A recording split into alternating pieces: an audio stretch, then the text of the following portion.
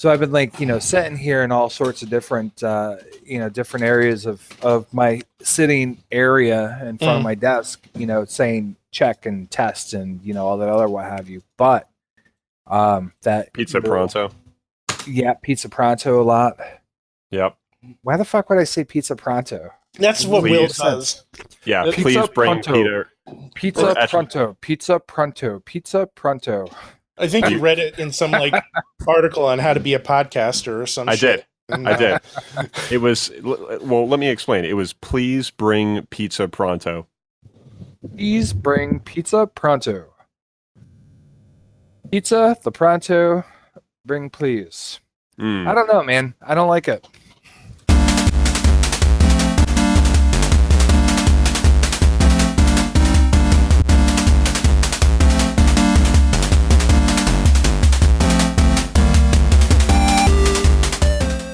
Hey everybody, welcome to Will and Drew's Gaming Retrospective. You are listening to episode 20 for the week of March 31st, 2019.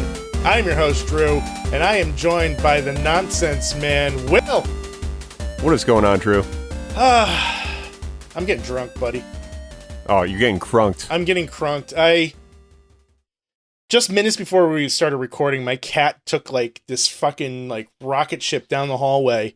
Head first into Nikki's cup of coffee, full cup of coffee, knocked it all over the place, everywhere. There's coffee all over my rug. So when it's time for me to record, I'm like, I think I'm gonna get drunk. So, yeah. Now, was this deliberate? Well, I mean, with a cat, you never truly know. Yeah. He ran down the hall. Now he has this habit of going down the hall at 88 miles per hour. Sure. And I think I've seen him go back in time a couple times. That's how fast he is. It's ridiculous.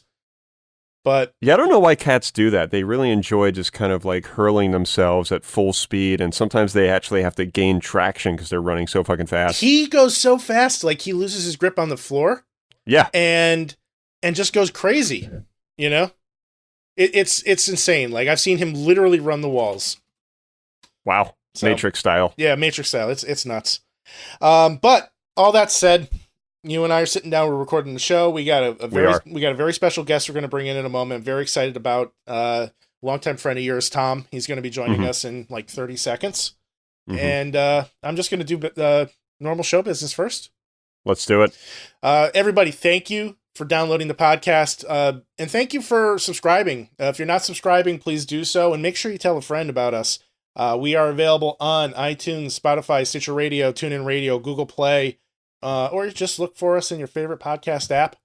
You can find us on Facebook, Twitter, and Instagram at WDGRPodcast. It's at WDGRPodcast. Will, if somebody would like to follow you on social media, how can they do so? Will_gear. And if you'd like to follow me, you can follow me at ScionStorm. And one more plug.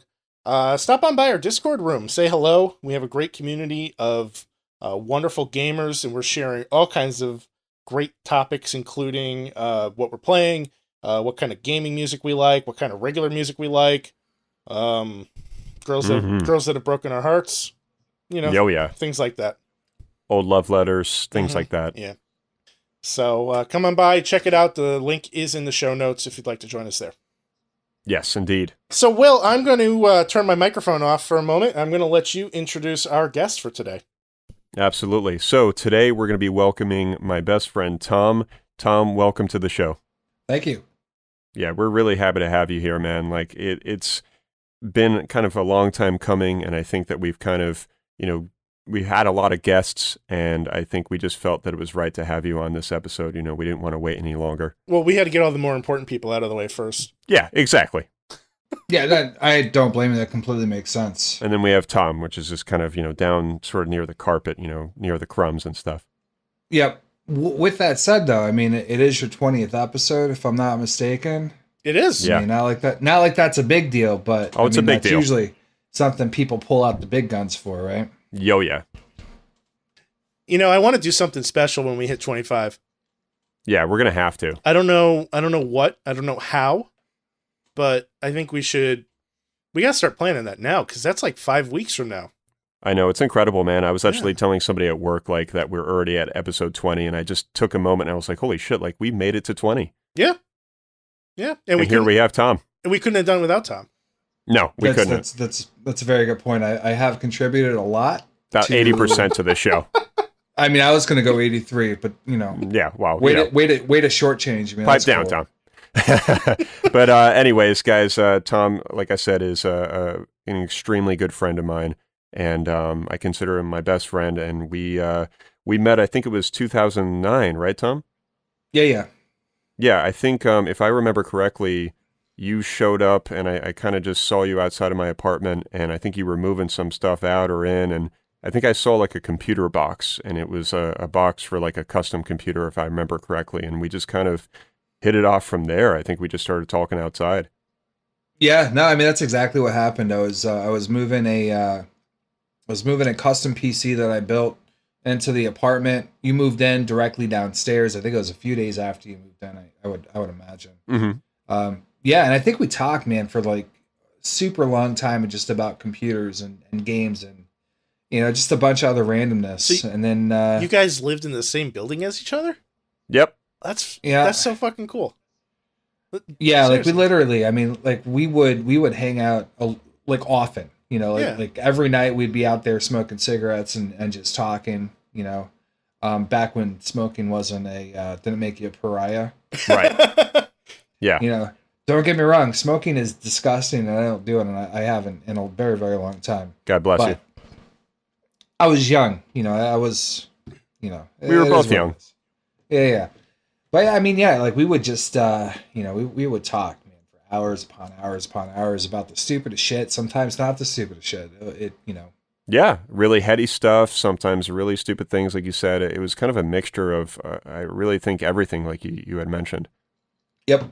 And kind of from there, we just, created this friendship of gaming and kind of hanging out and just becoming really good friends. Yep.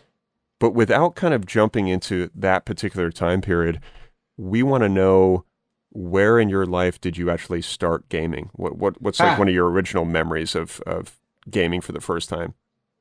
So as obviously I was anticipating this, having listened to the other podcasts and other episodes with the various other people that you've had on.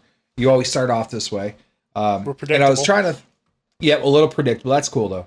So I was trying to recall like what was the first game that I played, and I could not really discern between the two of them. It was either Pong, or it was Zork. Zork, wow. Yeah, I'm drawing a blank here. So wait, so when you say Pong, we're talking like old school Atari or? No, we're talking like the actual like the machine, legitimate Pong system that had the paddles that you had to like legitimately change the if you wanted to change games, you got out an insert and all of a sudden Pong became Battle of the Tanks or something. Right. No, that I think that was likely my first. Not that I'm that old, mind you, but it was I think it was my father's. He just kind of had it and it plugged it in one day on an old like 4-inch black and white television. So I say 4 inches because it was fucking tiny. Yeah, I'm sure it was. What were you playing Zork on? Zork was on a PC. I don't know. It could have been a old compact something or other. Right. But that those are my two first memories of video games, and I remember them like they were yesterday. I just don't know when that, what year it would have been, sometime in the 80s. I don't recall, I mean, I probably was maybe like 5 or 6 or something like that. Mm-hmm. So Drew, you're, or not Drew, I'm sorry, Tom, you're about to turn 50, I think, this year, right? Yep. Only teasing. No, I'm not even, I'm still in my 30s. Quite comfortably in my 30s. Thank you very much. Good for you, man. Yeah. So, I mean, after that, that's just kind of, that's where it all started, and I really got into Zork a lot. I couldn't get past like the first, few moments of it. Don't get me wrong. But we would sit kind of like my brother and I and my stepfather would sit in this room, and he would be like, what do you want to do? So it'd be like, walk down the street or walk down the path or something to that effect, right? Yep. Because it was a text turn-based type of game where it was a text RPG basically. You would it would start off, you're in the woods, to the east is a house, to the west is a cliff, et cetera, et cetera. So you would type, walk east type of thing. But then, being very young children, we would always start off with like the most obscene, stupid shit ever. So we'd be like, type walk on one, hop on 1 foot type of shit. Again, we're very young, so it was very, very, very G-rated. Yeah, sure. But it was dumb and made no sense. So we never actually got inside the house. I don't know how familiar you are with Zork. Not at all. For me, it's about the same amount of familiarity as you were when you were a kid playing it and hopping on 1 foot. Like I had a Tandy 1000 and we had a copy of it on that, and I think I was like 9 and I couldn't figure out how to get past like the second screen. Yep. So I decided a couple, like maybe last year, I think I was bored at work. It was probably less than a year ago So I was bored at work, and so I looked it up. It was actually because I got done reading Player One. Ready Player One? Oh, yeah. Yep, that one. Yep. So it was actually because I got done reading Ready Player One, and I was like, I fucking completely, totally remember playing Zork. And I remember that whole like opening sequence, and I remember never actually getting past into the actual house. Wow. And so I did a quick Google search, and I found it, and I started playing it in the office when I probably should have been working. Dude, is that Zork? So I got like really fucking into it too, man. And I was doing really good. And I started like drawing out the map. So I had like all these papers scattered all over my desk, drawing out maps of fucking Zork. This is not even that long ago. I mean, this is probably a few months ago. Like it might have been like November. Nice. That's awesome. And my office and my desk is just like littered with these fucking like hand sketched maps. But because I'm an asshole, I'm like really like putting a lot of detail into it, like more so than I probably should have. Yeah. So I'm like, I'm drawing window panes on the houses. I'm sketching the floorboards with individual wood graining. Sure, this is reminding me of our little conversation about Office Space before the show. Like Lumberg just comes over and he's like, "Hey, so about those TPS reports." Yeah. Did you get the memo? Yeah. So I'm gonna go with, I don't know, man. I think Zork would be my first game that I played, and then maybe shortly after it would have been Pong. Okay. Now what about after that? After that, it would have been Atari 2600.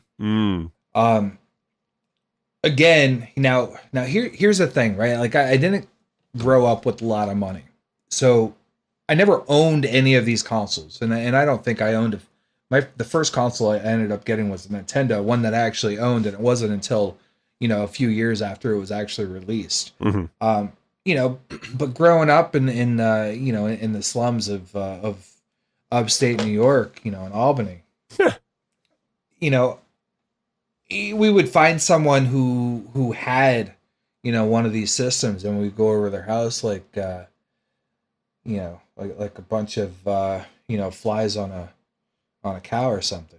Just swarm around, like taking turns trying to play like random shit. Sure. So the Atari was something that we received, but we got the Atari like pretty much when Nintendo got released. Because Nintendo got released, and all of a sudden Atari's like old news. Yeah. I remember walking into like Toys R Us, and it would just be littered with all of these Atari games, like for I don't know, a couple bucks here and there, right? Bargain bin. But again, so I had this Atari hooked up to this 4-inch black and white television, just banging away on Pitfall, and that was my favorite game, and I think maybe the only game I owned was Pitfall. So I got really bad at Pitfall. Got really bad at it. Well, yeah, because I was a fucking kid. Like I didn't have like any sort of dexterity or I was kind of dumb, I think, maybe as a kid. I don't know. I mean, but I couldn't master like moving in one direction and hitting a button. Yeah, no, that makes sense. So those old games were challenging though, man. Like they were not they were not easy, man. I tell you, they gave zero fucks. I would say less than zero. Yeah. Yeah, and on 4 inches. Yes. Yeah.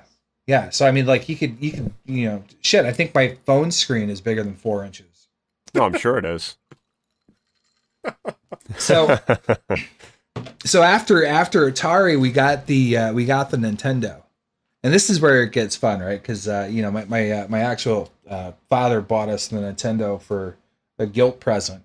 So he bought it for he bought it for me and my brother, and then we played games like the Mario Brothers and the other stuff. But my first like real foray into gaming was with the game called Crystalis, which to this day is probably like that like holy grail of games that I've always wanted to get back into.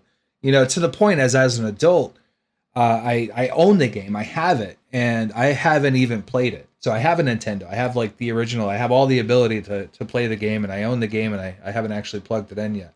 But this game was like my introduction to RPGs, which I had always loved. I don't love them now. I hate them. Well, that's not entirely true. Yeah, they take too long. That's exactly. Is it mostly a time thing?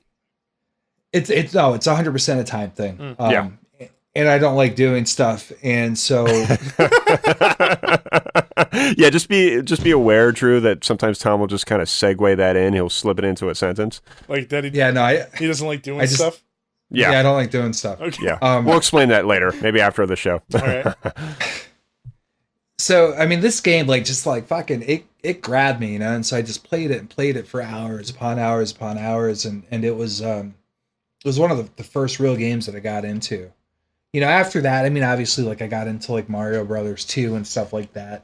The first game I beat was actually DuckTales. Wow. Okay. For the NES. And I remember that, I was so freaking excited because I actually beat a game. Still to this day, I have not actually beat Mario Brothers, which is tough game.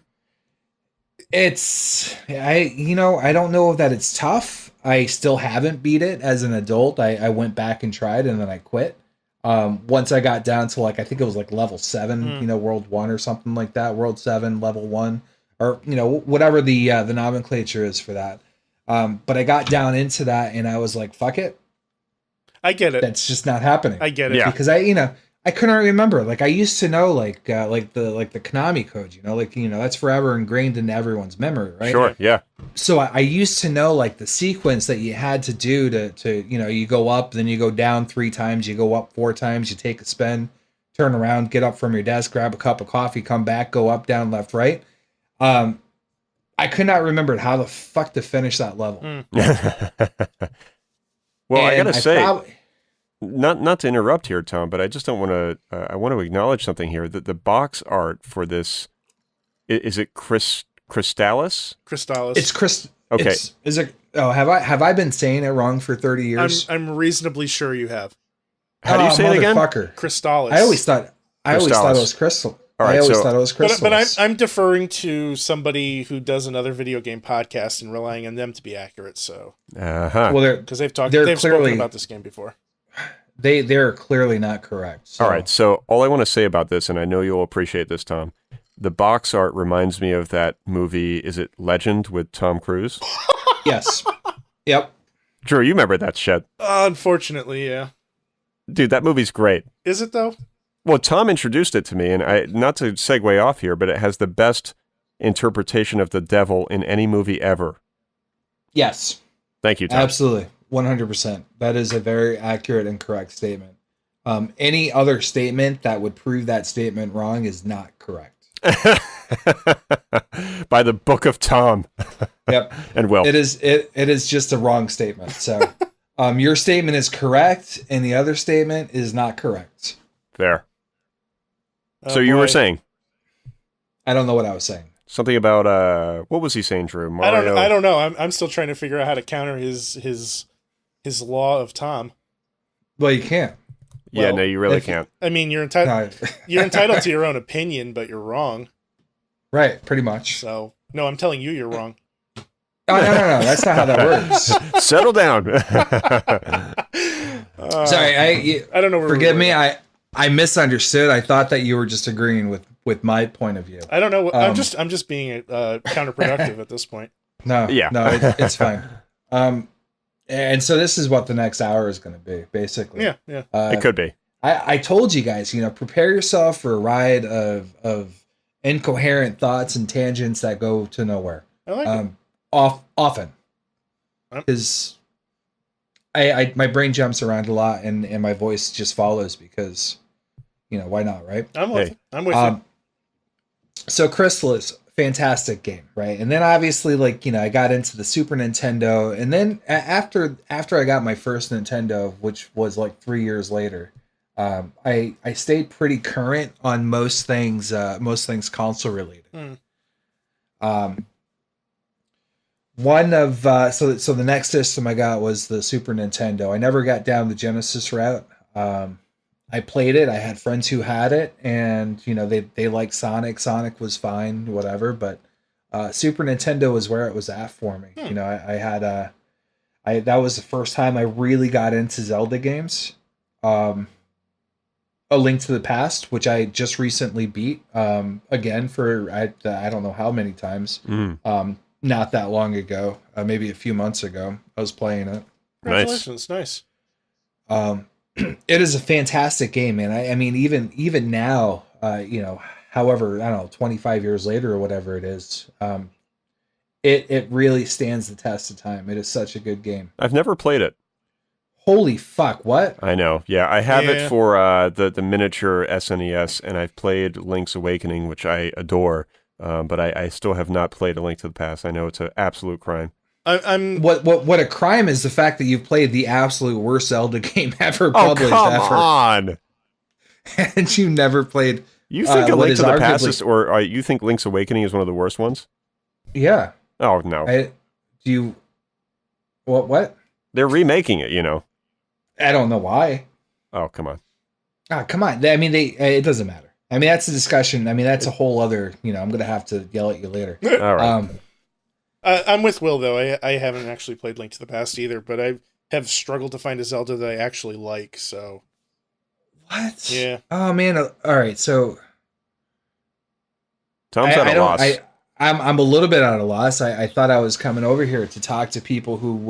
to some real gamers. Yes, the people who actually play A Link to the Past. Sorry to disappoint you. You can leave now if you'd like. Yeah. Well, I mean, it's just that I had Thanks the next everybody for minutes. listening to this episode of Drop of Facts. I had already mapped out what this episode was going to be, and the next 45 minutes was talking about Link to the Past. So, hate to disappoint, man. Well, I guess we can circle. I guess we can just. Yeah. We can just skip to the end. Well, we can circle back to it during the lightning round. So. Yeah, we could. All right. So on from there, you got games like Pilot Wings and all this other stuff. And Final Fantasy. Holy Jesus, how did I not even start with that? That's huge for you, isn't it? Final Fantasy 2 is the first Final Fantasy game that I played. I never played Final Fantasy 1, truth be told. And that was for the Super NES. Mm-hmm.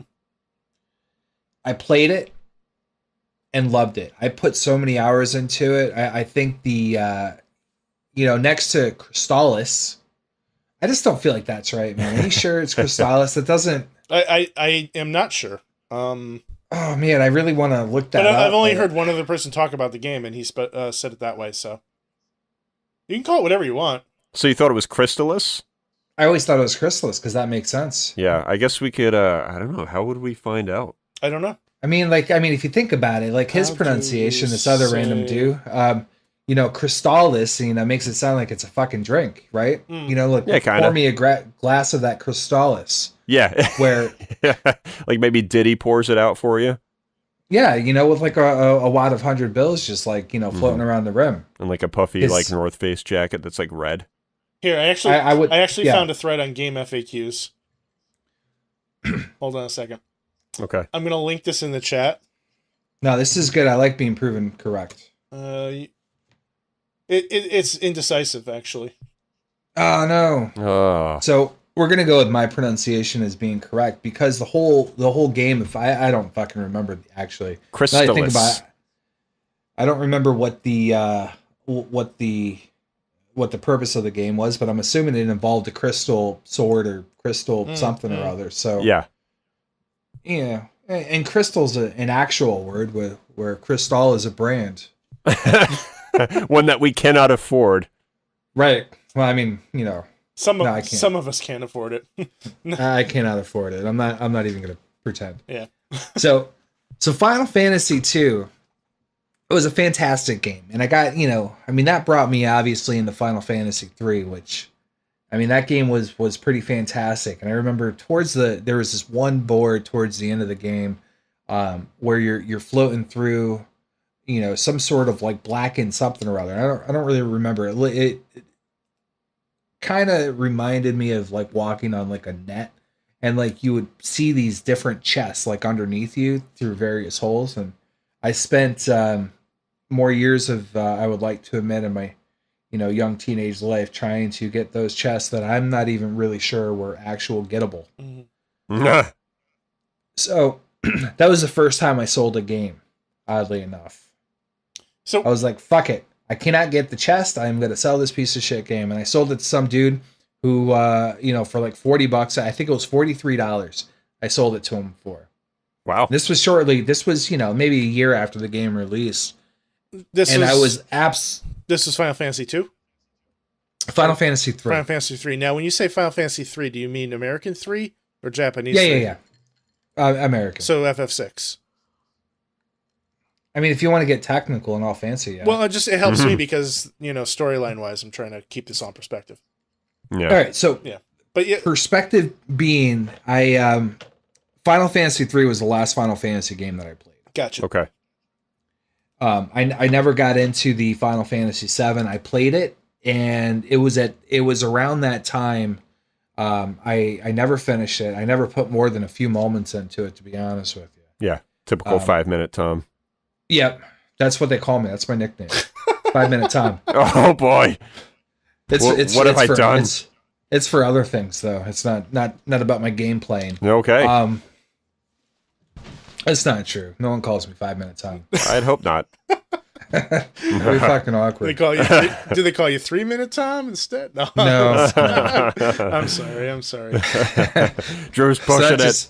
That just went a place. I just went there. It was an open door. I had to walk through. I'm so sorry. Yeah, I know. I know this is the first time we've spoken, but so after selling Final Fantasy 3, I think I used the I don't know what the fuck I used the money for. I was a kid, and I had $43. You were rich. Actually, I wasn't. The thing that sucked is the dude fucking like shorted me. Like $2. I remember like counting out. He had like $30 in like ones and a shitload of quarters. Like his mom worked at a really bad strip club. Oh no! Where where instead of getting dollar bills, they threw quarters down her G-string on occasion. And like arcade tokens and like car wash tokens. So the dude just paid me in like a bunch of dollar bills. Now mind you, I'm like fucking like 13, maybe 14. Yeah. He pays me in a bunch of dollar bills and a bunch of quarters, which I turned around and this is going to segue into the last episode. So I would take those quarters and turn around and put it into the Mortal Kombat arcade. Nice. Because that had just released. Anyway, I digress, which I'm likely going to do often. Mm. So after the Super Nintendo, I got the N64 and then moved on to the next Zelda game. I've played every Zelda game. I'm a huge fan. I will play every Zelda game that ever comes out. I don't even care, I even if it's just for a few moments, like every Zelda game I played, I will still play it. Yeah.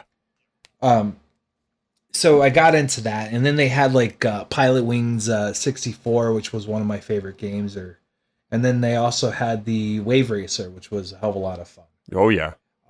But I remember the first time I fired it up, and this was actually on a color television, one that was not 4 inches. I just remembered looking up and, like you know, doing like the whole camera moving and stuff like that, because the N64 was the first console to actually do that 3-dimensional, you know, camera that can be moved. The rotation, yeah. Yep. And they had they showed like this really great like sun effect, you know, like sunspots type of thing, you know, like a little glare. Sure, yeah. And I got like really fucking excited about it. I'm probably like maybe 15, 16 years old at this point. I get really excited about it, you know, to the point where I showed my parents, who could give two shits. And I'm like talking about like, it's the greatest fucking thing like to ever happen ever. Like, look at these graphics. They're so groundbreaking. They're amazing. There's glare. Yeah. That's not actually glare. I'm like, that's not the actual sun creating. That is written into the game. That's written into the code, and it's amazing. Uh-huh. And so I sat there staring at the fucking screen, stammered at like pixelated art of fucking sunspots and shit. Yeah.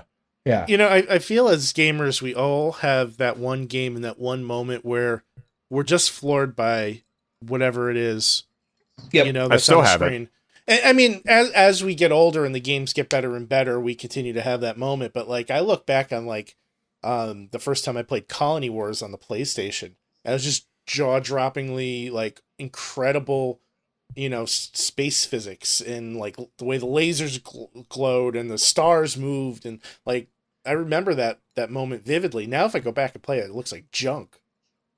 You know, but like it's just crazy how each generation there's always that game where you're just awestruck by something, you know? Yep. Yeah. And it's different for everybody. Yeah, for me it was Zelda or what the hell is it?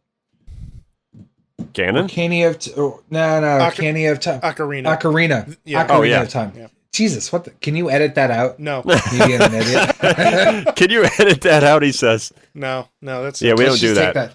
Well, no, you know, the good thing is that the recording's on my end, so... Oh, dick move, Tom. Dick move. No, I'm just... Tom's like, I'm just kidding. Cancel the whole show. No, it's cool. I'm just going to, like, delete this segment, and it'll be telling a story. Then I'm stuck with editing in my parts, is what he's saying. So... kind of have all the control. Grimy. Yeah. Although we do have Craig recording a really bad quality of this too, so I could just have it be like shitty quality for 30 seconds. Thanks, no, Craig. That's fine. Stupid Craig ruining shit. Ruining the power I have over this podcast. You have no power. 80% or 83 according to Tom. Well, now he's down. He's down to 80%. No, still 83. Yeah, it's like whack-a-mole. I just gave myself another percent, 84. Fuck you, Tom. So Zelda, I mean that game for me was just revolutionary. I still remember Epona, right? The horse that was and man, I would play that game and I would just walk around the fucking field. Yeah. For hours, and it would be the greatest thing ever. I wouldn't do anything except for ride a fucking horse. Makes you wonder why they didn't actually invent a game of just riding horses. Oh, I'd like pre-order that.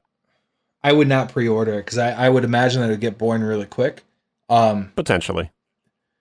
But, you know, for like a 15-year-old or 16-year-old, you know, I don't know how old I was, but however old person, you know, young child, I think it would be it'd be a lot of fun for about 4 minutes. Well, there was a game on the Xbox called Barbie's Horse Adventures. I think that's about as close as you might get. That kind of, you know, that popped into my head when the words came out of my mouth. I wasn't going to go there though. Yeah. I didn't want to admit that I knew that existed. And for a time it was really expensive too. So you let Drew kind of set it up for you. No, it's fine. I have no shame. It's okay. It's all good. I mean, I guess what I'm really trying to admit is that I'm not I'm a little bit less of a Zelda fan. I'm more of a Barbie horse fan. Alrighty. That's a noble sacrifice, sir. Very noble. So, you know, the sequel that which a lot of people don't know about the Barbie game is it's Barbie Barnyard Adventures, where you get to ride cows and chickens. You do get to ride chickens, huh? I did not know that. So check it out. Coming to a store near you, Barbie's Barnyard Adventures. Drew's like, I thought that was a myth. It is definitely not something I made up. So, Tom, let me ask you this, man. So I'm a huge Ocarina of Time fan as well. And did you ever try to beat that runner? Remember that runner that was like running like a marathon or whatever in like Hyrule Field? Yep, I remember that. Yeah, did you ever try? And I have. I'm pretty sure that if you beat him, he gave you like a milk, like an empty glass jar or something, if memory serves correctly. That doesn't sound like a big enough of a prize. Like that's like the equivalent of getting like a T-shirt for like risking your life for eating like 80 wings. Well, it's one of those things where I think like you have to go back after unlocking, some sort of something or other. I don't, to be honest with you, I don't remember. It's been a little bit. Yeah. Ocarina of Time is another game that I tried to revisit. I bought an N64 and then I bought that game for it and I tried to revisit and I just couldn't, to be honest with you. The beginning of it was really slow, so I stopped. Yeah, it's kind of a slow start. I think that it's going to be really hard to recreate that magic that we all felt when that game first came out and you enter that first area where like, Link's house is and you see those like little fairies just kind of flying around everywhere. It was stunning back when it came out. Oh, no, without a doubt it was. It was. It's not, I mean... It's a work of art. It is, or was. I mean, I guess it still is. I mean, if, art can be frozen in time and not compared to anything new. Yes. Capsule it. Yeah. I think there's a certain beautiful quality in a lot of the older games. So, it's okay to separate what once was stunning from what is now.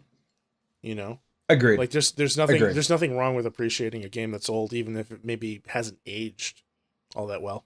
Yeah. Well, they did a remastered version, I think, on like the Wii U or something. Like when you can, and I bought that and I powered it up and it smoothed out all of the rough edges and it ported pretty nicely.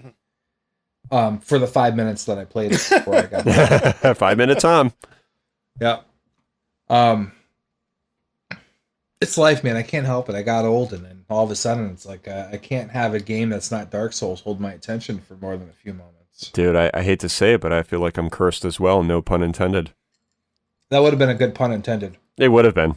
We'll get you. So, we'll break you guys out of that somehow. I don't know if you will. Somehow. I'll try. Somehow. I'll try. So, moving on from N64, because I mean, as you can see, I've had a lot of consoles and a lot of experience with games. I've been playing games for, over 30 years at this point. Long fucking time. It would have been the PlayStation 2. I skipped the whole PlayStation thing. Never had the original PlayStation. I got a PlayStation 2 instead. Well, you had the N64, so you were covered for that generation, right? That is correct. Yeah. Absolutely. I had a friend who had, a PlayStation. He had Tekken, and I thought that was like the greatest thing since sliced bread. I thought it was, so innovative, like an actual 3D fighting game. I played, I played Mortal Kombat, when I was out in the arcade.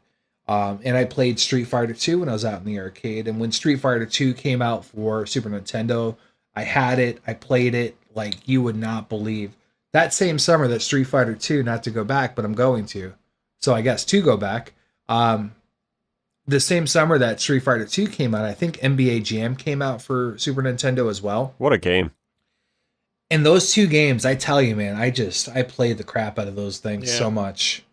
They were just so easily accessible. And I sucked at both of them. I was so bad.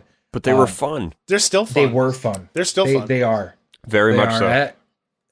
I bought, Xbox had, an NBA Jam, something on there. I don't know what the hell. I don't know if it was like a direct port from the original except for remastered or if it was just a new thing. But I played it again for like 5 minutes before I got bored.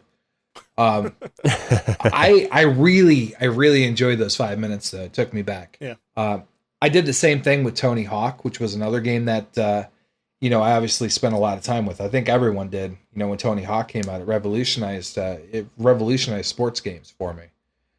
Like your buddy that you had on last week. I hate sports games. I never really got into it. Yeah. Except for Tony Hawk, if you could really. It doesn't really count. Yeah, I mean, like I didn't have a copy of Tony Hawk, but I certainly played it, and that those games were different because it wasn't. I think of sports games. I think of like team sports, football, basketball, baseball, Madden. Yeah, I don't really think about like Tony Hawk. Yeah, no. Well, that is the closest I got to a sports game. I forgot where my thought was going. God dang it. NBA Jam. NBA Jam. Yeah, I don't know. See, I told you this is exactly what's going to happen, right? I'm going to get off on some tangent about something stupid and then like just forget where I was going with it. Don't worry, we have like maybe like another less than an hour left or so. It's all good. This will happen again. I'm looking forward to it. Guaranteed. So moving on from the N64, we got the PlayStation 2, and then.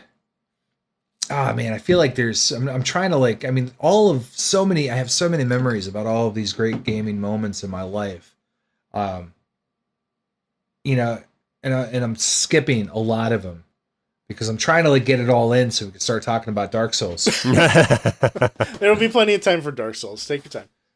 Well, you went back. You went back to Street Fighter 2 and you went back to NBA Jam, and before that you were speaking on Ocarina of Time and kind of some of your N64 days. So, summer of '98, I went to go visit St. Louis, but visit family in St. Louis. My brother was living there at the time. I took a train down from Albany to Chicago, and then from Chicago to St. Louis. On my way to Chicago, I was sitting near someone talking about a video game that I had never heard of. And that video game was Grand Theft Auto. And the way that he described it, absolutely just blew my mind. I'm like, you can do what in a video game? You got to be kidding me. You can run people over? That doesn't make sense. We've never seen that in a video game before. And it really piqued my interest. And I thought it was almost taboo because the way that he was explaining it was just so graphic. And it was just things that did not happen. In the mid 90s, we had Mortal Kombat, and then, I don't know if you guys remember the shitstorm that occurred with that. I mean, it was all over the news, old people, thinking about this video game, how it's going to turn impressionable youths into murderers and convicts instantly. I remember just by watching it. And it was like a big fucking deal. And as a child, I would just be like, I don't understand. I play it. I think it's fantastic. It's a lot of fun. I don't take it seriously. I'm not thinking I'm going to be able to go up to my classmate and rip his heart out of his chest, Maybe Dave would. If you think about it, in the 80s, you had Indiana Jones and the Temple of Doom, and the guy's ripping people's hearts out of his chest. Why is it any different? Scary stuff. So, I digress. So, this was the first moment, I think, that as a pseudo-adult, I was 17 or 18 or something, as a pseudo-adult at the time, I started really, just thinking man, that's just crazy. This is just crazy, wild things that they're putting into a video game. And it completely went under my radar and I didn't even know about it. So I remember being on that train and thinking to myself, holy shit, I cannot wait till I get to St. Louis to talk to my brother about this. So I get to St. Louis and I get really excited. So excited, this is not a game story, but I was in Chicago on the way to St. Louis and I almost got arrested in Chicago. And this is a funny segue that is video game related because I don't feel like a lot of people almost get arrested in Chicago. Keyword is especially go almost, on. especially if they're only visiting, for 6 hours. So I had a layover at the I don't know, whatever the train station's called in Chicago, Grand Central or Urban. I don't fucking know. Whatever it's called, right? And Urban Station. That's what I was going with, but I don't know if it was that because it's right downtown in Chicago, and you I'll walk up the steps from the train station. You're right there, right on the fucking river, right in the middle of downtown. So I'm in Chicago. I might as well walk around. The unfortunate thing is I had my guitar with me, and I had a hard shell case, and the thing was heavy. So I'm walking around Chicago with a little, shoulder bag or something, with the guitar case. And these four little kids like come up to me and they try to take the guitar out of the case while it's in the case. And they're like, "Oh, what you got?" Whatever. And they start taking the shit out, and I'm like, "Dude, leave me the, what the fuck? Why are you trying so to steal weird. my shit?" So then I decided that Chicago is not for me. So I'm like, this is too much, man. So I went back to the train station, and I'm just like sitting out on top of the sitting down, in front of the train station. There's a shitload of people walking by too, and I'm on like a little bench or whatever. Right. And I have my guitar with me, and I'm like, well, how the fuck am I gonna kill 4 hours as a musician with the guitar in front of them? Break it out, man. Obviously, I'm going to play the fucking guitar, right? Yeah. And if I'm going to play a guitar, I'm going to whatever. I'm just like kind of strumming some stuff, playing some arpeggiated songs or whatever. And, someone walks up and they're like, "Oh, you play guitar?" And I'm like, come on, dude, really? No, I just have a guitar and a guitar case. Which is a stupid question, man. But you're in the middle of strumming a chord and somebody asks you if you play. Yeah. How many times have you been presented in your life a situation where you're doing the same fucking thing that someone asks you if you can do? Because people are dumb and they do that shit all the fucking time. Yeah, this is true. They will call out the obvious. You can be, chewing a piece of gum. They're like, "Oh, so you chew gum, eh?" Like, it's fucking stupid Such shit. a bad icebreaker. So it really is. So this dude is like, Captain Obvious. So you play guitar, and I'm like, yeah, I play guitar. It's like, know any songs? I'm like, fucking playing one. Yeah, so he asked me to play a song, and I'm fucking young and stupid, so I'm like, yes, let's do it. Here's my time to shine, right? I'm in Chicago. I'm gonna impress some record execs. So I start playing a song I wrote. And I'm playing loud enough to be here, not to be heard, not too loud, but loud enough, and I get a very small crowd, of people just kind of like walking by. Some are stopping for a couple seconds here and there. And my case is open, which I, didn't do on purpose. And, maybe some money went into it.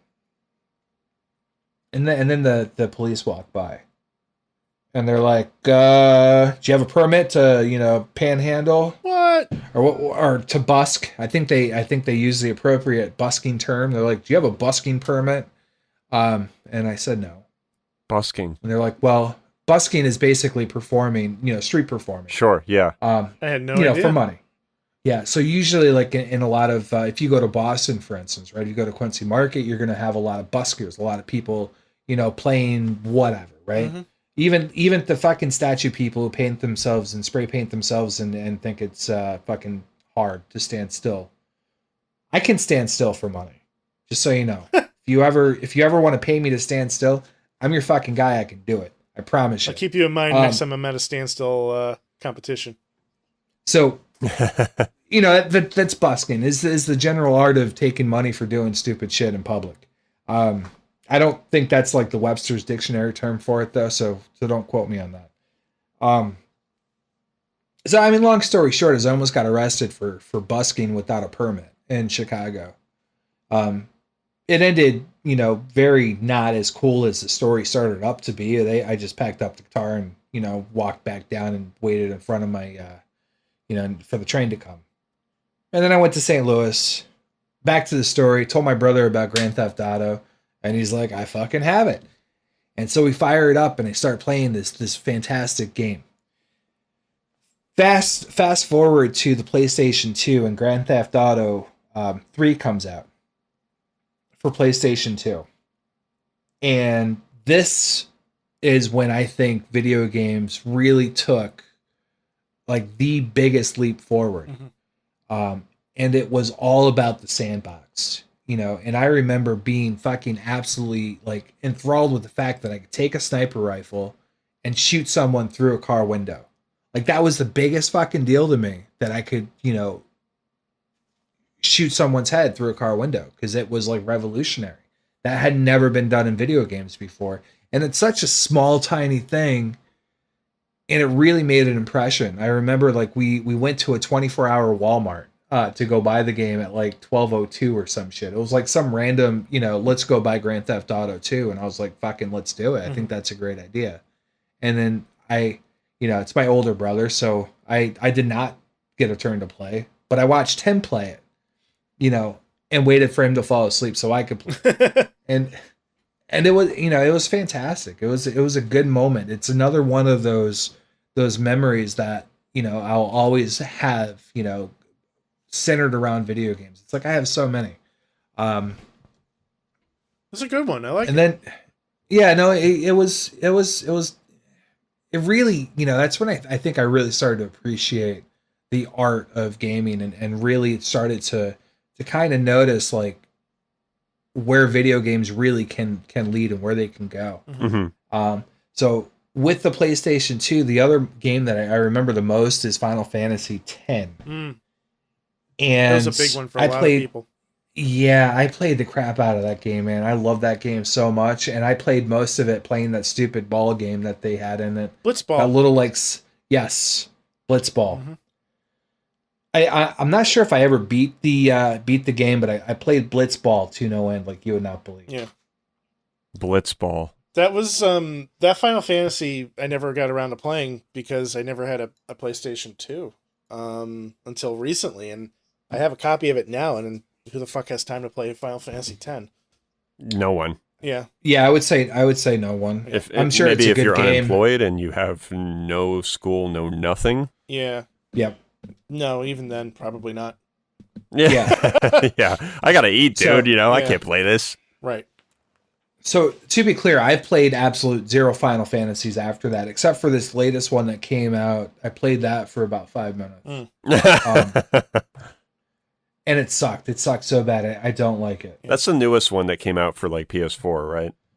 Yeah. I mean, I got it for Xbox because I'm a Microsoft guy. But so after PS2 came came the original Xbox. Actually, nice. Now I think about it, and that is when I started to really. That is when you guys were talking about Elder Scrolls, either the last episode or the episode before. Yeah. So that's when I first got introduced to Elder Scrolls because it was the first time it was released to consoles was Morrowind.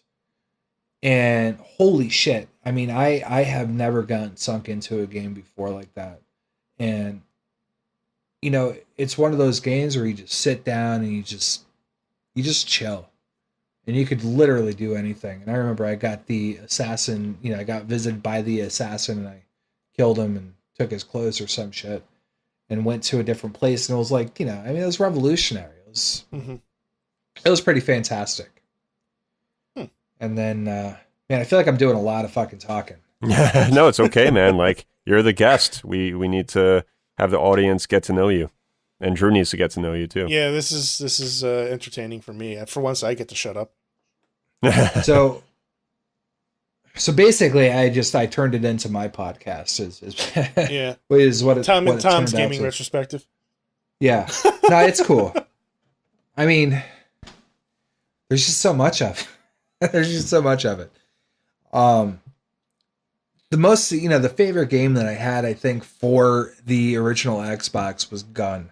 I don't know if you guys or Red Dead Redemption 2. Yo, yeah. Or the first Red Dead Redemption. Yeah, RDR1.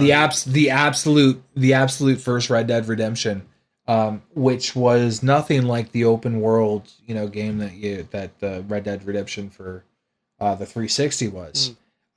It was kind of campy, to be honest with you, but it had a really good multiplayer on it. A lot of fun. So then, then it was the PS3 I got. I think I got that after I got a 360 though. And then I got a PS3 and then I started doing all of the, that's when I really started to kind of separate Microsoft and PlayStation. What was it about the brands that you were like separating? So in my opinion, it has always been Xbox 360 was the first time I got into online play. The first game that I played online was Gears of War. Yep. Oh yeah. And I was so fucking confused by it, man. I tell you, like I didn't realize I was playing against other people even when I did the versus stuff. and I didn't realize I was on a team. I thought it was like I didn't really know what was going on, and I just remember like, holy shit, the learning curve for that. You know, it wasn't as steep as other games I've played, Dark Souls, but it was. I just didn't realize like what online gaming really was until I played that. Mm-hmm. I digress though. So the reason why I bring up like the online stuff is because the differentiating factor between Microsoft product and PlayStation product has always been the online play. So PlayStation, in my opinion, is likely always going to lead the pack for exclusives. Sure, I agree. The exclusives for PlayStation will never be touched by Microsoft. I think Gears of War is a great game. But it's still nowhere near as good as, you know, Uncharted, you know, The Last of Us, you know, or any of the, you know, God of War, you know, stuff like that, right? Mm-hmm. Those are just fantastic, like, you know, gaming moments. But the user interface for Xbox, as well as just every other aspect of it, is just far superior in my opinion. And I, you know, for that reason, I always play my Xbox. I don't think I've actually, even now, you know, like when I had the PlayStation 3, I played Uncharted. I beat it. Played the 2 and the 3 and, you know, whatever. Played God of War. You know, I did all the exclusives, but I always turned back the Xbox. Yeah. Because of the interface. Sure. It's cleaner. And the controller, you know, it fits my hand better. And then, you know, when the next gen came out, you know, I got PlayStation 4, you know, along with Will, because I mean at this point, you know, Will and I we were playing video games, you know, like every day basically. Yeah. You know, playing like Battlefield and I think at that time we were playing like Call of Duty a lot too. I think we were. Yeah. I mean, what year are we in now? Is this like 2010 or 11? Yeah, I would say 2010. We're jumping around a lot. Yeah, we are. I'm just trying to think of like when we did a lot of that, and I think we did a ton of Modern Warfare 2, I think, is where we started. And I think we were playing that like literally like I was below you, you were above me. Like we were in the apartments. And then we moved on to Black Ops. And then that consumed our lives along with, you know, Bad Company 2 for what seemed like years. Yeah, yeah. And I think we were playing on 360 at that point.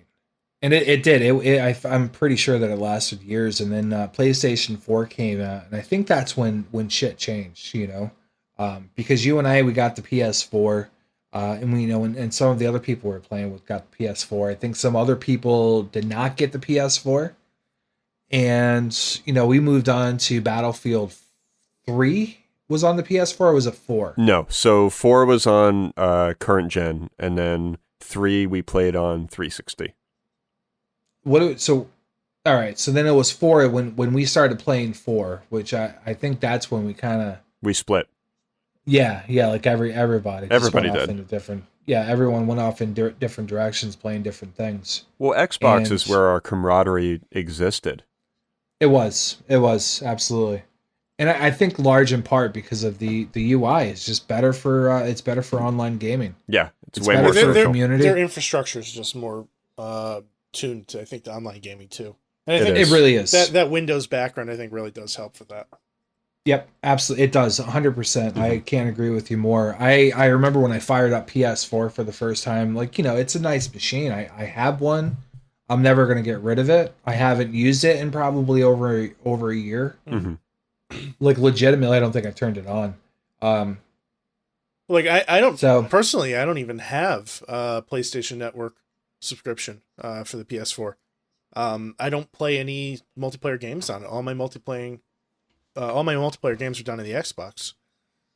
You know? Yeah, see, I keep on buying one every year because Will usually comes around and he's like, let's do a Bloodborne run or let's do a Dark Souls run. Mm-hmm. So I'm like, cool. Let me go buy a year subscription to something I'm going to use. And then you play like twice and you never hear from Will again. Yeah. That's exactly what happens. Mm-hmm. Yeah, we ended up just kind of drifting apart in that sense because our lives just progressively got more busy. Mm-hmm. And, you know, I got married and so many life changes happened. And I think that if Tom and I had the time, we would absolutely be playing like Dark Souls 2 like right now. Mm. I mean, not like right this second. We're recording a podcast, but yeah, maybe after or before. Yeah, exactly. Yeah. I don't know. I'd like to think that Will would abandon me and just go play Dark Souls. I really think he probably would. He'd be like, screw this. I got to go die a million times. I was trying to think of something clever to say, and I've got nothing. Meanwhile, you're like, that's a pretty good idea. Yeah. I think it was a mixture of both. I think it was like, I could think do it's that. more of like, I think that million times is pretty accurate. Yeah, is really what I was thinking for Will. But yeah, that is exactly how many times he would die. Well, why don't we do this, Tom? I mean, like we're on Dark Souls now. Why don't we branch off and tell us a little bit about how you fell in love with this series? And tell us how you're fucking nuts and what your vendetta is with this game, because I've heard like stories and we've chatted about it briefly, and you're a maniac. Nah, I'm just a guy who likes a game. Yeah, I don't. We'll let the internet be the judge of that. Go on. So, my first foray into the Souls series was with Demon's Souls, and I remember, using reading on the Game Informer about this game that is so incredibly hard. And at this point, I always kind of considered myself like a casual gamer at best, right? I didn't think I was really that good at video games. I never really considered myself someone to be decent. So I read this article about Demon's Souls and how it was the most complicated, difficult thing ever. And I thought, you know what, that's not for me. And I didn't play it. Mm-hmm. And I think, Will, you're the one who introduced me to it. You were playing with fucking Sin. Uh-huh. Yeah, I don't know if we're going to go there with that one. I mean, I kind of want to, but okay. That's fine. We can. No, we don't have to. I'll fucking do it. I'm really confused right now. Okay, so we're probably going to have to now, Tom. Sin was a guy that Will played with. It was his friend. Never mind. Careful. And it was a fucking weirdo, basically. Yeah. I think there was a story where, what was it? It was the PlayStation Eye or whatever that came out. Oh, God. I'd love to tell that story. Uh-oh. You should tell the story. It's not even my fucking story I'm about to tell. You tell it. Okay, sure. So basically what happened is, you remember the PlayStation Eye, Drew? Yeah. Okay, so he used that a lot. And what he would do is, I think I had one as well. And he convinced me to get one so we could kind of just chat, I guess, a little bit more personally, as creepy as that sounds. This is already going down a dark path. Go on. It was a little weird. But needless to say, I got one, and we did a lot of video chats and stuff, and we just bullshitted. I mean, he was cool sometimes, but most of the time he was just incredibly annoying, and we learned a lot about him that we just didn't enjoy. But one night, he decides to get up from his couch or whatever, and he had a coffee table, and on the coffee table there was a bag of chocolate covered pretzels. I'm already laughing. I can't even. I really hope I could tell the story without laughing. So he walks away and he goes, "Oh, I'll be right back." Disappears from the room. You can't see him on the camera. I'm just sitting there, just doing something on the computer or whatever, and I glance over at the screen, and his other half decides to walk into the room, and she picks up the bag of pretzels, kind of looks both ways, almost like she's about to cross the street, and just starts devouring this bag. And I'm sitting there, and she has no idea that somebody is watching her devour this bag of chocolate-covered pretzels. And it was strangely disturbing and at the same time incredibly hysterical all at the same time. I honestly thought that was going in a different direction completely. No. Because there was a similar camera that came out for the 360, and right around that time they launched Uno, and you could use the camera as your profile picture for Uno. So while you're playing the game, whatever the camera sees is on the screen, and if you win, or people would win, and they would drop trow and moon the camera, or dick and balls everywhere. Well, let me be clear too, and Tom may remember this description, but at the very end, before she polishes off the bag, She does the classic, like, I'm going to straighten out the bag at every corner. And I'm going to tip this thing back and funnel the rest of the crumbs into my mouth, crumples it up, tosses it away, disappears before Sin comes back, and he never notices that the pretzels are gone. Oh my God. And he comes back, he's like, hey man, what's up? Sorry about that. And I'm just thinking, oh my God. So that was the story. That's a good, that's a good story. I like it. Yeah, it's disturbing. Yeah. but not as disturbing as it could have been. Like, my expectations were in, like, really disturbing land. Yeah, totally in the gutter. Drew just heard chocolate covered pretzels, PlayStation. I immediately went to Mallrats. Okay. That's where my mind was. Do you recognize that reference, Tom? I've seen the movie quite a few times, but no. Explain briefly. So the chocolate covered pretzel thing is a reference to one of the characters. I believe it was Brody. Basically reaching into his ass crack, doing a little wipe around. Oh Jesus! Yep. Now I remember. Yeah. Oh, yep. Nice. Yeah. Now I remember. Classy stuff. Well, it is a Kevin Smith film, so. Yeah, it is. Yeah. Even hearing the story and knowing the story, I still expected him to say, like, he had like a big, huge, dildo, like with a suction cup onto the glass table. And then. Sure. Yeah. Or like a bag of dicks or something. You really set up my expectations for a bag of dicks. Devoured a bag of dicks. All right, so before we hijack this podcast with pretzel covered bags of dicks, so Demon Souls. So Demon Souls. So I tried playing Sans Will, and I think this may have even been before you and I had known each other. I think potentially. So I tried playing it, man, and I couldn't get fucking nowhere, and I quit. I rage quit. I never picked up the game. I got rid of it. I did not try to play it. It was not for me. And it was not until talking to Will did a playthrough with this fucking Sen guy, and talked me into playing it. And Will and I, and that is when I think Will and I had first started our co-op type of gameplay. Our journey, yeah. Yeah, because before that it was always like doing multiplayer with Call of Duty or Battlefield or Bad Company. Yep. But Demon Souls was like the first time it was just him and I just fucking doing it, right, and going into this game and just destroying it. It was also when we really started to get some really fucking great moments in video gaming. Yes. Funny moments to memorable moments. Yeah. Yep. So I can be spastic while playing a game. I don't have I'm a very patient person when it comes to most things except for video games. Mm-hmm.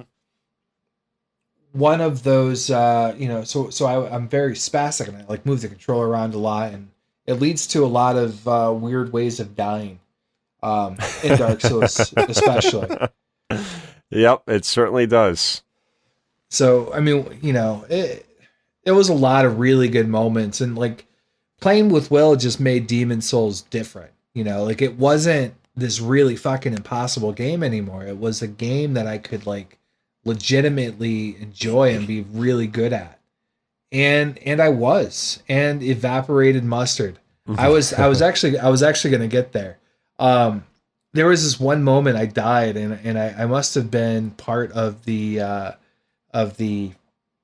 Solaire, fucking Sunbro Club. The Sunbro Club, and I died, and Will just, out of dead silence, just dude, you just look like evaporated mustard. Yeah, because the way that you die in this game, and each game is slightly different. Yeah, you kind of fade away in this sort of soul-like form.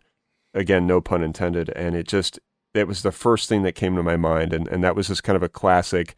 Tom and Will are playing a Souls game kind of moment, and as stupid as it may sound to other people, for us, it was what kept us going and what kept the toughest nails challenge a little bit more bearable.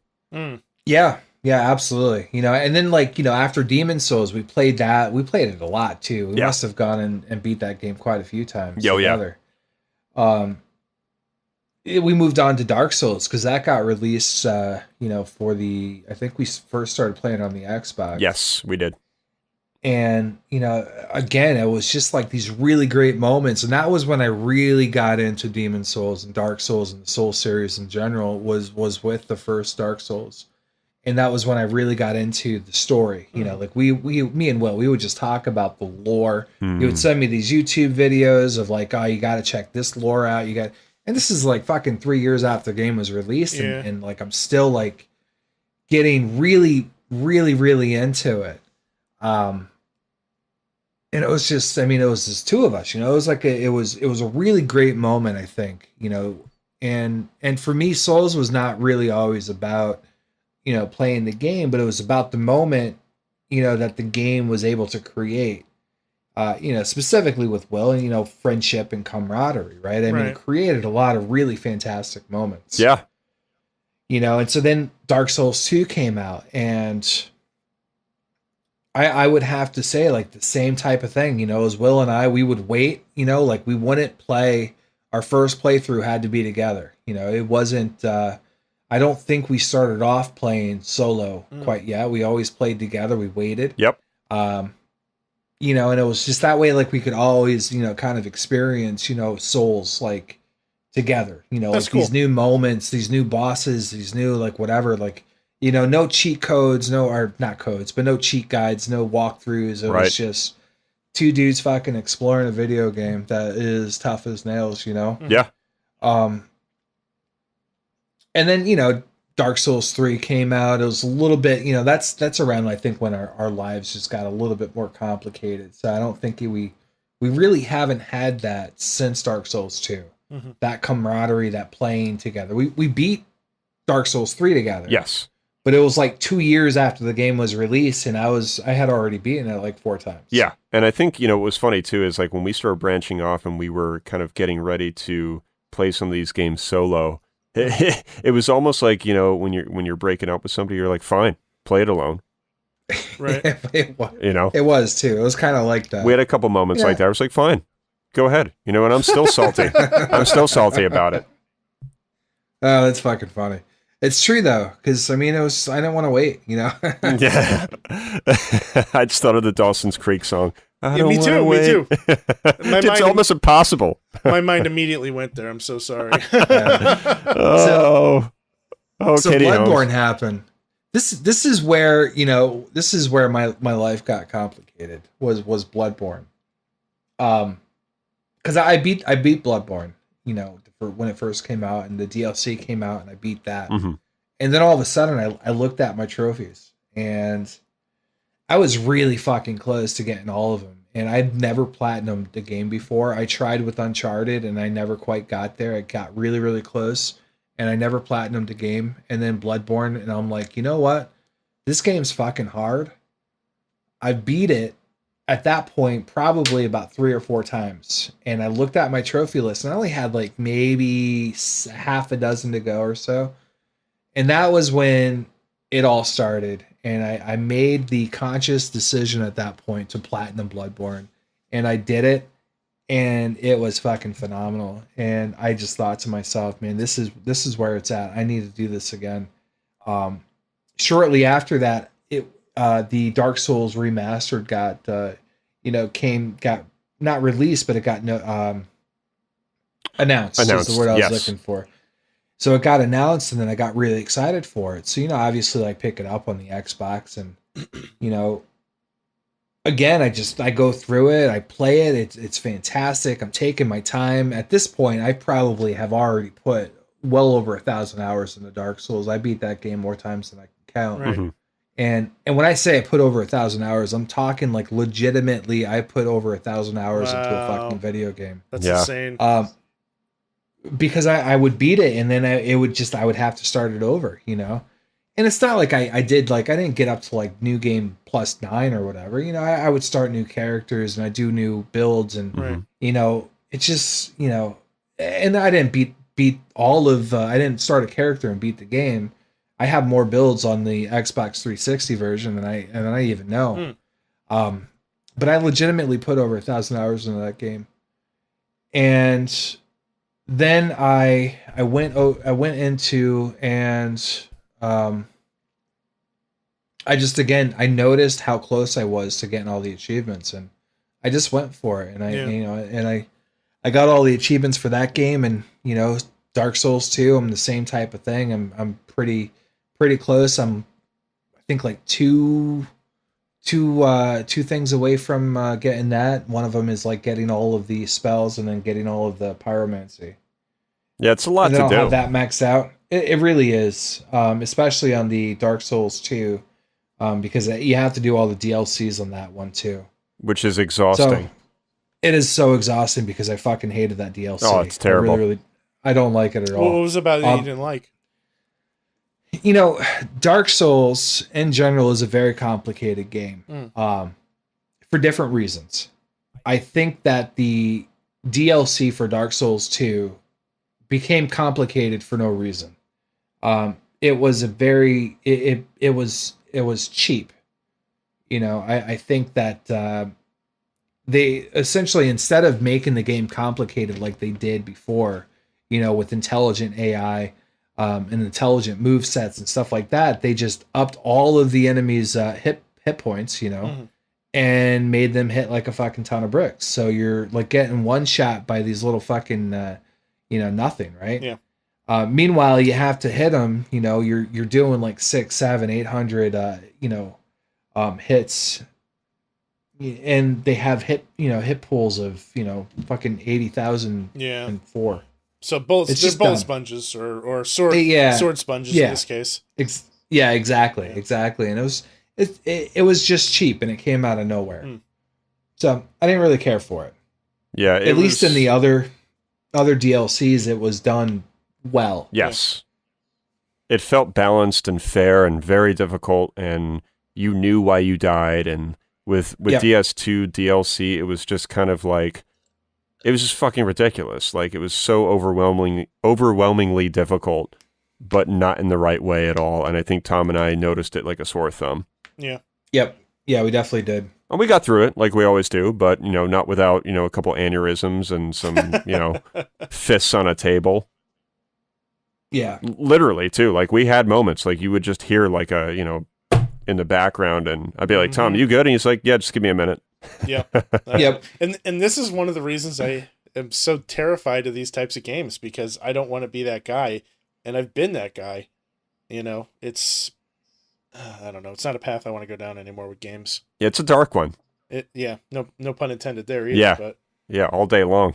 I was gonna ask you something else too. Have you tried out Sekiro yet, Tom? Yeah, I got about 10 hours into it, I think. Yeah. How do you think it compares to the Dark Souls games? I think that I think it's more reminiscent of. I think it's less Souls and more Tenchu. Okay. To be honest, I think it's a really great game. So far, I'm a fan. I like the fact that it's a break from Souls, because quite honestly, like I don't know if I would have really appreciated another Souls game.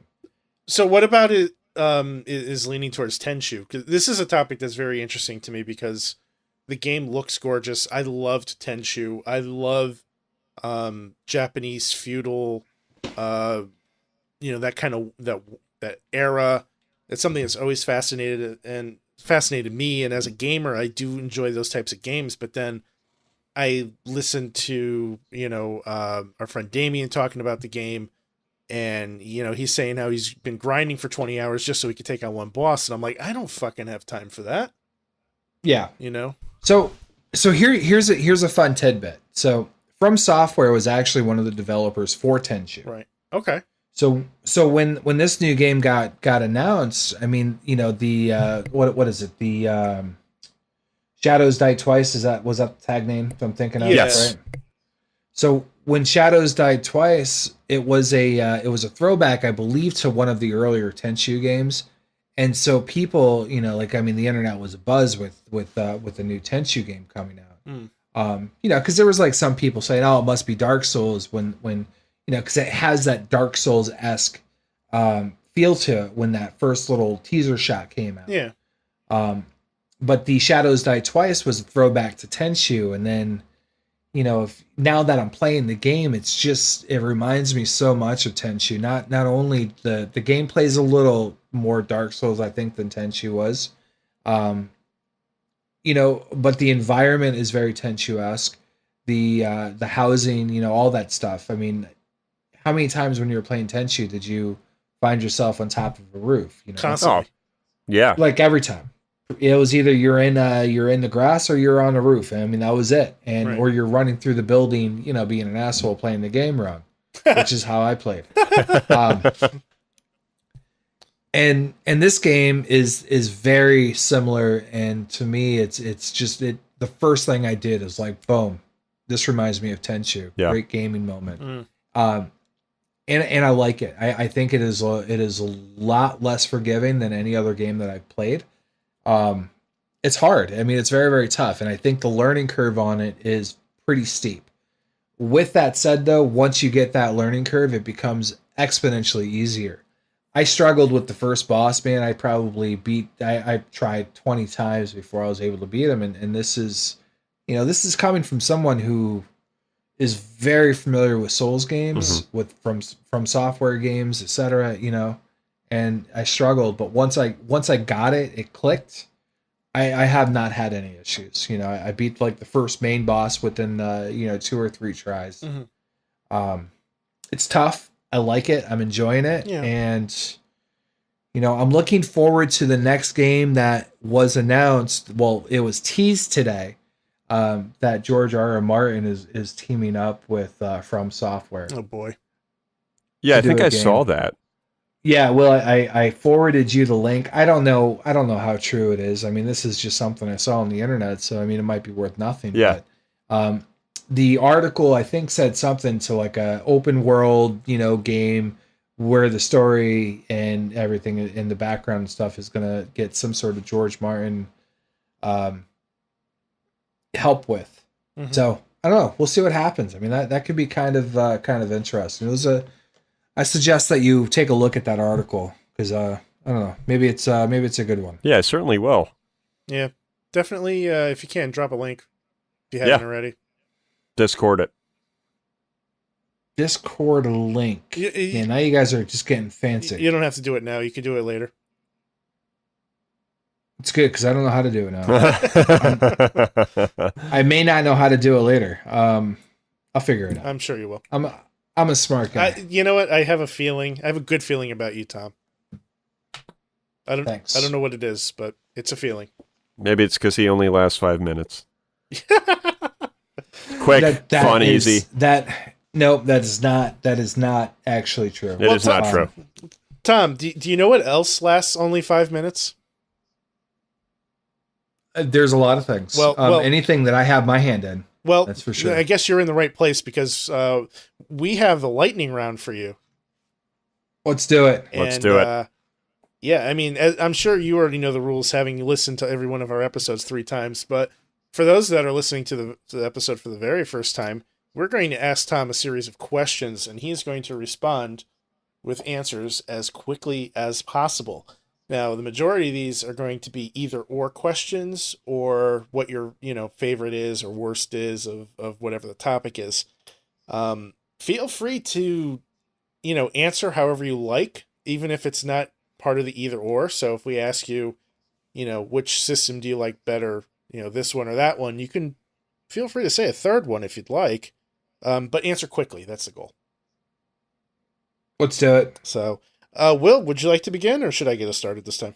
Go ahead, Drew. All right. Nintendo or Sega? Nintendo. Mario or Sonic? Mario. PC or console? Ooh. That's tough. I'm going to go console, though. Sony or Microsoft? Microsoft. Well, that's not true, though, because, I mean, Sony's... we already talked about. You got to answer one or the other. Microsoft.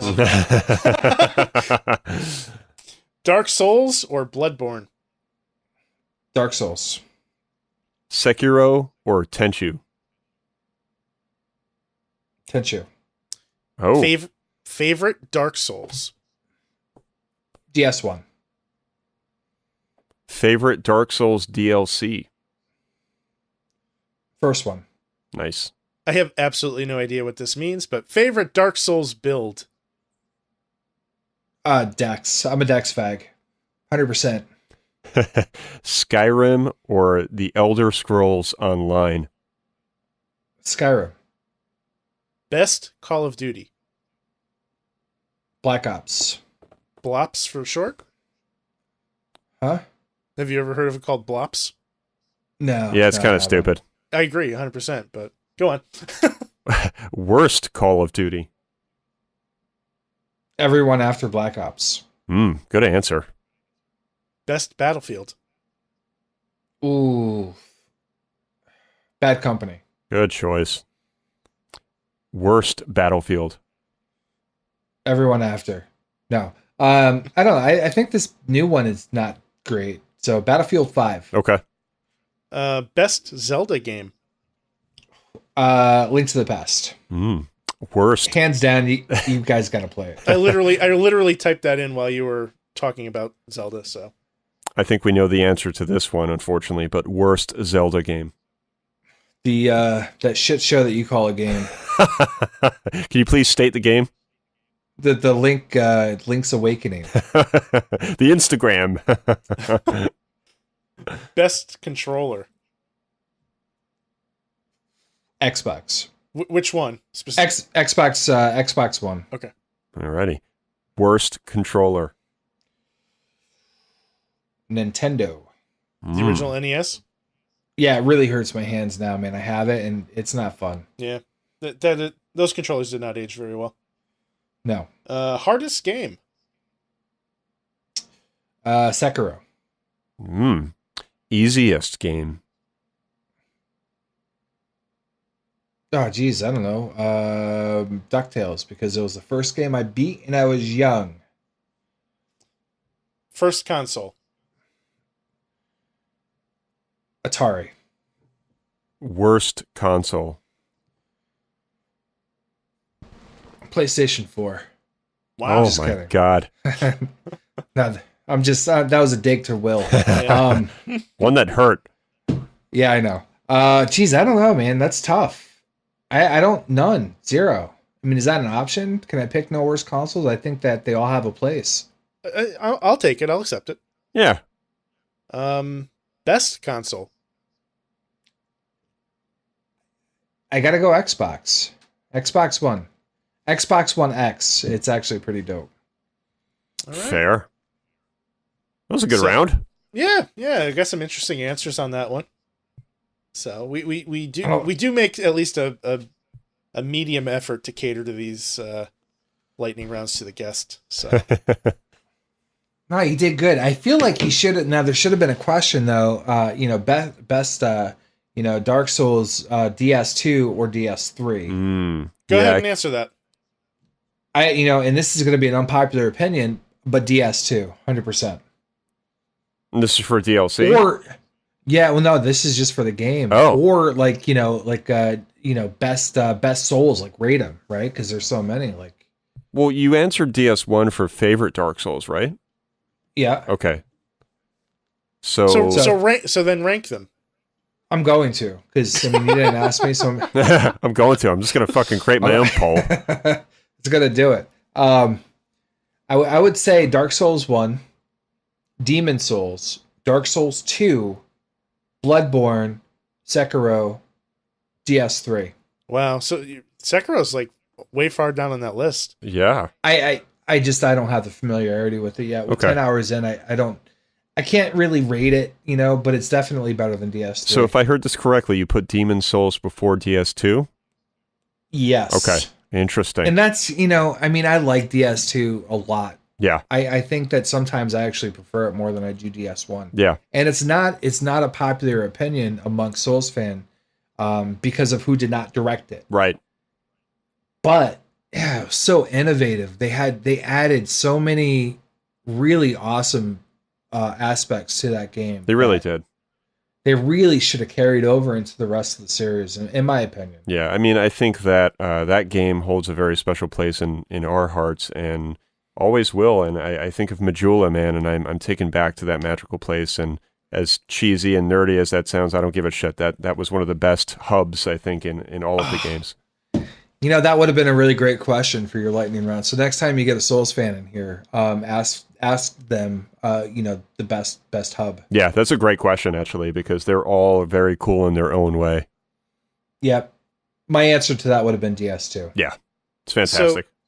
So, what do you mean, like, by hub? Is it like just like a town or something, or safe place? So, yeah. So Dark Souls, the map layout in the Souls games, they're very interconnected, and the hub is what connects them. So in Demon Souls, it was a room. You basically equated to transporting to different worlds. okay?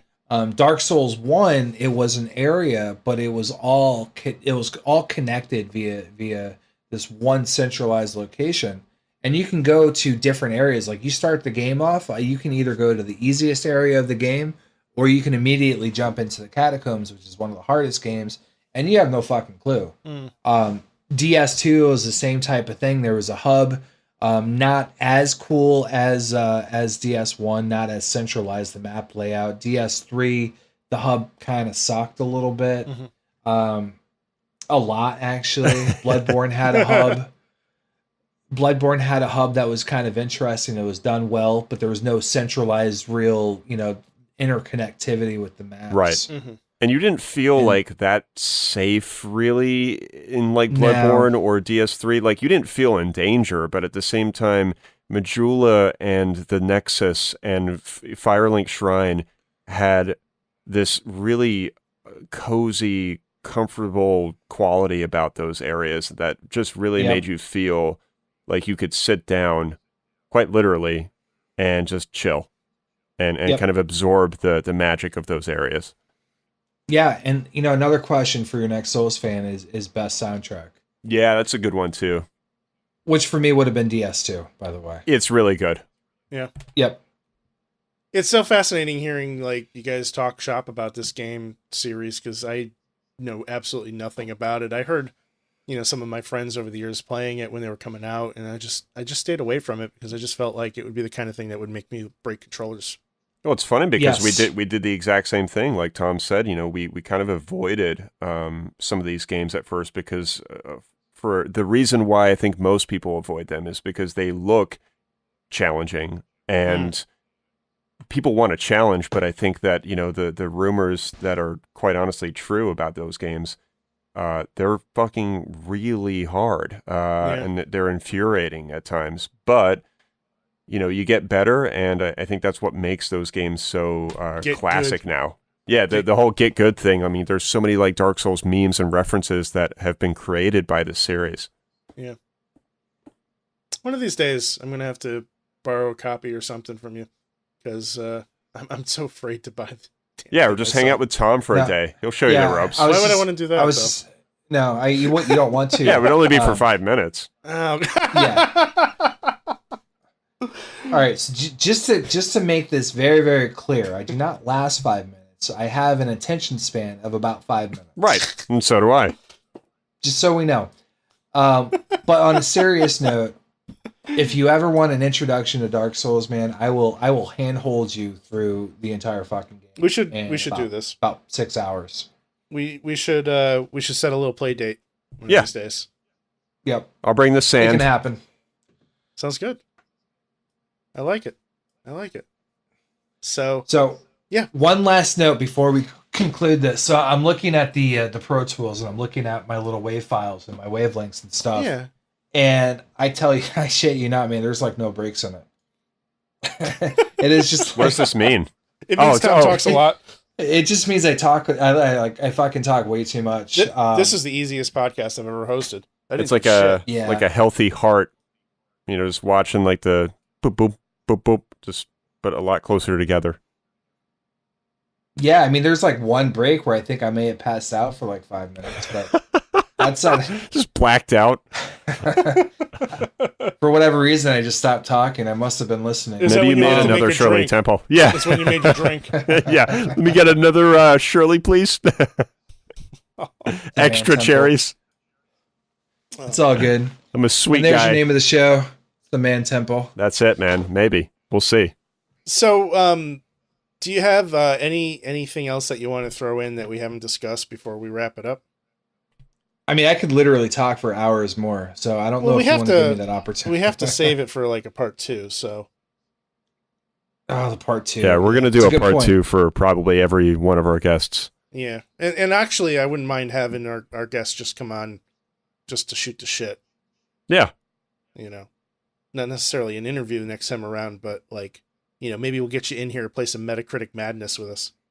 That'd be fun. I don't know what that is, but I'm down. Well, that was episode 17. Yeah, so if you were listening properly, which you weren't. Well, was that the what the fuck was the game that you 18, guys played? 18, maybe episode No, 18.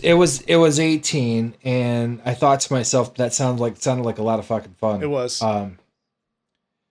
If I remember, Will, you did not do very well. I had a good start. All right, I had a good start. You had a solid start, and I'm like, oh, Will's got this in the bag. He can really guess how But then he dropped the validity. Will drop the ball at C, man.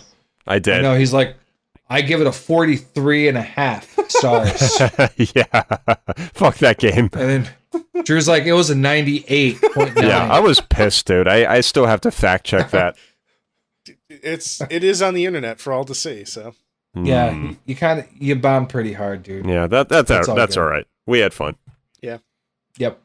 All right, so Tom, if somebody would like to follow you on your social media escapades, do you have social media they can do so, or anything that you want to plug? So I have Instagram that I post photos onto occasionally, which is thaskell10, I think. Yeah, I think that's it. And then I have a Facebook page filled with music from various different bands I've been in, as well as solo projects on Facebook at, what the hell is that called? What is that called? I think it's Luminous Sky Recording and Art Studio. Hey, man, it's your fucking studio. I know. That is also where I have music that I've recorded. I have a home studio. I also have, paintings and stuff that I've completed. Let's check that out. And then, as far as music is concerned, I have a SoundCloud for Anonymous Monster. That's my solo project, which is basically just a hodgepodge of anything. I have country songs I've written. I have synth songs I've written, and pretty much everything in between. Nice. So if you get me some links for those in Discord, which I know you're going to figure out how to do, I'll post those in the show notes too. Cool. Sounds good, man. So, Word. Will, how can we find you on social media? Will_gear. You can follow me at ScionStorm, and of course follow the show at WDGR Podcast.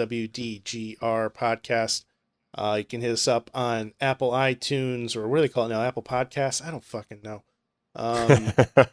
Stitcher, Spotify, we're on YouTube, Google Play, anywhere. Just look us up. You can find us, subscribe in your favorite app. And of course, if you can, please leave a review. Any and all feedback is welcome. And if you want to send us an email, hit us up, WDGRPodcast@gmail.com. I always forget to plug the damn Gmail address. Discord, join it, and be cool. Yeah. And that's about it. Awesome. So, Tom, it was fun, man. Thank you for sitting down with us today. I really appreciate you taking the time, and looking forward to having you on again. Yeah, me too. Thanks, guys. I appreciate it. Of course. So, our pleasure. Note, my cat says it's time for me to stop. He just busted in the room. And so we'll see you next time, folks. Thanks for listening. Take care. Say goodbye, Tom. Oh, I said bye. I just kind of did it under my breath. God damn it. Sorry, guys. You guys have a farewell and a good evening.